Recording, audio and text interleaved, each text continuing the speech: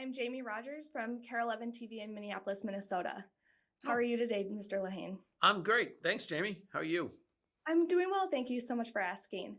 Sure. First of all, congratulations on Thank you. Smoke. Thank you. I absolutely adored the series, and what I found really interesting is that um, when looking at the conversation around the real life story of John Orr, there's this conversation of like two John Orrs that's being explored, the arsonist and the arson investigator. And it feels like in this story, even with Dave's comments that are made, like if it's all just fine, what's the difference between being alive and being dead? Yeah. That the main focus is like the duality of being a human and the duality of good and evil and how that affects us and our mortality and our human psyche. Yes. Um, and I found that to be a very interesting approach to something that could have just been a very standard crime procedural.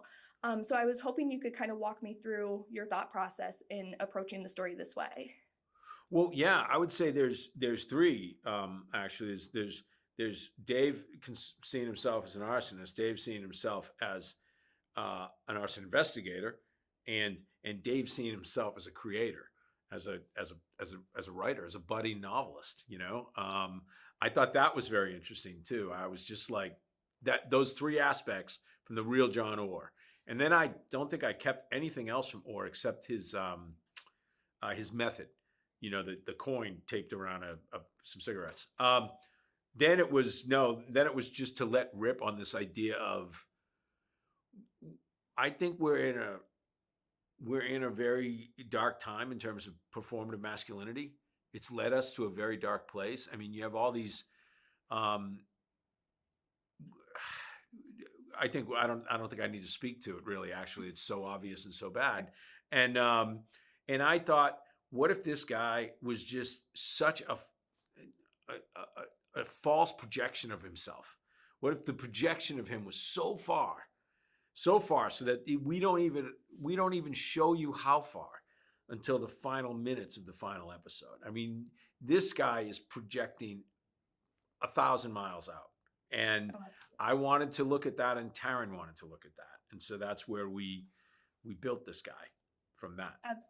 absolutely. I found it really interesting that, like, no matter if we're talking about Dave or any other character in the show, there's a relationship with fire. And it's not just that Dave loves fire and he is an arsonist and an arson investigator, but there's similarities in the elements of fire in him as a person Yep. and all the characters as a person. And I'm wondering how you approached making fire its own character in the show, because as an audience member, with the tension and the anxiety that's building around the human aspect and the psyche Yeah. aspect of the story and the arsonist aspect of it, Yep. I felt almost like I was a victim of a fire suffocating under my own anxiety. We really worked hard on the fire stuff. I mean, I thought I was fascinated by fire since I was very young, and then I was trapped in a fire when I was about 35, and so that brought it home in a real personal way to me. And I find the entire element to be very fascinating. We couldn't have survived as a species without it, right? It allowed us to boil water. It allows us to make food. It is incredibly dangerous and destructive and horrific. It is also undeniably sexy and beautiful to look at. That's why everybody stares into fireplaces. That's why you have a fireplace. So I just thought, well, I'm not good coming in with an agenda when I write anything or with answers. That's not my jam. I'm good coming in with questions. And I think I'm very good at asking questions, maybe that a lot of people wouldn't think to ask. I might not have any better answers than anybody else, but I'm like, what could fire mean in terms of all these people?